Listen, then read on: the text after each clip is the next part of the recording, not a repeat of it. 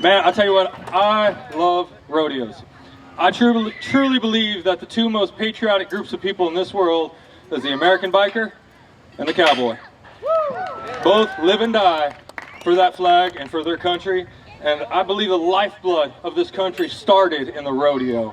I grew up with my father-in-law many years before I married my wife, and he was an old bullback with a club foot, and man, I tell you what, I've met the most amazing people in the rodeo arenas today that I could still call and I haven't seen in years, and they're like my brothers. They'll be there in a heartbeat. So my name is Tex. As you saw us with our tent up front, and we got mentioned and our flag flying. Thank you very much. That was awesome seeing our flag presented. That was just beautiful. We're with Guardians of the Children, and I know it's a little weird seeing a bunch of bikers and a bunch of motorcycles at a rodeo arena. Usually our two subgroups, we don't exactly clash a lot or spend a lot of time in the same space. We got invited to come out here today and just kind of share our mission and share our passion with y'all. And what we do is kind of twofold. The first thing that we always do that I like to tell people about is we work with children who have faced child abuse. Our job is to try and instill them a sense of confidence and a sense of courage so that when they get to court to testify against their perpetrator, they can point at them confident, full of courage and strength, and say, he did it. The number one lie a child tells himself is that I'm alone in this process. And so we try and make sure that child one knows you're not alone and you have safe people who are there for you. The second thing we do is we like to talk to people about how they can do something about child abuse. Most people, if you're a parent, can you just raise your hand? See, I don't even have to tell you what child abuse looks like because all of you have seen it at some point.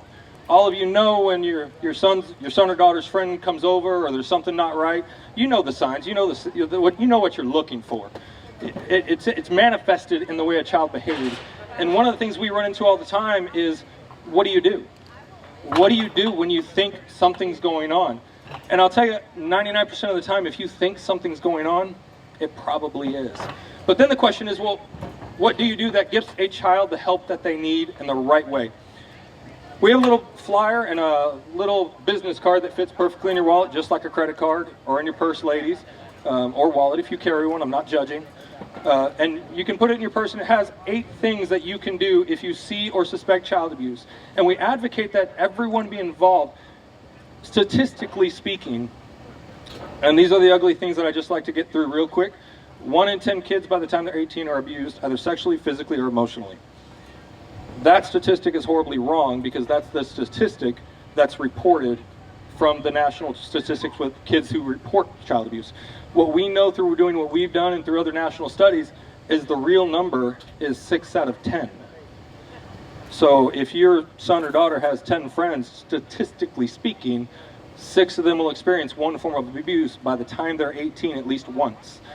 And so that's where our cause comes in so great, and telling people how they can recognize and react to child abuse. Because if 6 out of 10, that's 60% of our child population. That also means about 60% of adults walking this earth today experience some form of child abuse. I'll tell you very plainly, I was a victim of child abuse myself. I'm not shy about it. I'm very outspoken about it because I find it helps people to know that a grown man can sit up here and tell you he was raped. It just is what it is. But I didn't let that trauma define me. I found a way to turn it around and help other people. I found a way to give voice to my abuse. And for those who may be sitting in the audience wondering if their abuse needs a voice, I'm going to tell you right now, the number one lie we tell ourselves is no one will believe me. And if you've been in that shoe, you know that's the truth. Everybody who's been abused tells themselves that. No one will believe me. And I'm going to tell you right now, we believe 100% of the people that tell us. And I've also heard this one, oh, well, that kid's just a troublemaker. He always lies. This is the one thing statistically kids do not lie about. The known population of children who recant their testimonies of abuse is less than 1%. Less than 1% of all children who come forward were lying. That means over 99% of children who came forward were telling the truth, even the bad ones. So I hope you guys give us a chance to just come by our tent, talk to us a little bit more. Let us give you our free flyers, our free information, just something you could take home and read. You may know somebody now, you may not, but we want to give you the tools because we believe a population that knows how to react to child abuse can get children the help that they need.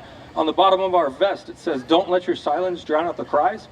And it sounds a little strange, but we believe that most kids make an outcry for help and the reaction by the public is silence.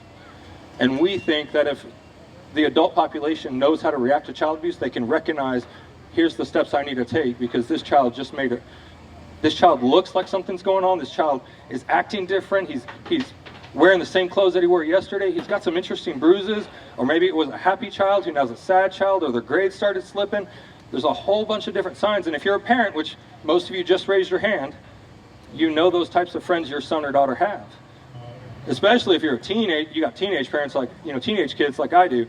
I know when my son or my daughter's friend's coming over. I know when something's going on in the world, whether it's abuse or not. But here's the thing. It is not a criminal offense to call the police and say, I think this child is being abused. Can you go check it out? 0. If you're wrong, awesome, you're wrong. Police aren't going to come back and go, oh, you filed a false police report. I got to levy a fine against you of $500. None of that happens. As long as the call is made in good faith. Meaning, if you're mad at your best friend or whatever, you don't go calling the police saying it, stuff like that. But if it's made in good faith, there's absolutely 0 repercussions. But the question I always ask is, what if you're right and you don't make the call? What if there was something going on and you didn't call somebody to go look into it? That child could be, now your silence is truly drowning out their cries for help. So thank y'all very much for having us today. I greatly appreciate it. This arena is awesome. All of you that we've talked to so far, y'all have been awesome, great people, and I hope we get a chance to talk to every one of you before you leave today. And again, my name is Tex. I'm with Guardians of Children. If y'all want more info about our organization, you can go to our webpage, www.gocsatx.com.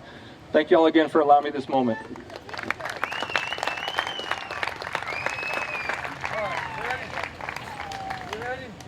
If you believe you know somebody who is being abused or you suspect, the first thing we always tell people to do is call 911. And there's a very good reason for this. If you call CPS, they do one of two things. They either place it on an A list or a B list. An A list means they have 24 hours to respond. A B list means they have 7 days to respond. I've been doing this for 19 years. I've only had one instance where I've ever gotten on their A list, because most abuse does not happen in front of you. Most abuse is behind closed doors. People that hurt kids, they're weak-minded people. They're weak, un-American, unpatriotic, horrible-minded people that have no stones to do it in front of you because they know somebody would say something. They do it behind closed doors. What you see in public is the results of abuse. So we always tell people call 911 because a 911 call gets answered and a police officer has to respond immediately, which means they're now going to their house on the site. But if you call CPS, most likely it gets placed on a 7-day list. 7 days is a long time when you're a child. 7 days could be a matter of life or death. So we don't advocate calling CPS. We don't advocate calling the crisis line. We advocate you call 911.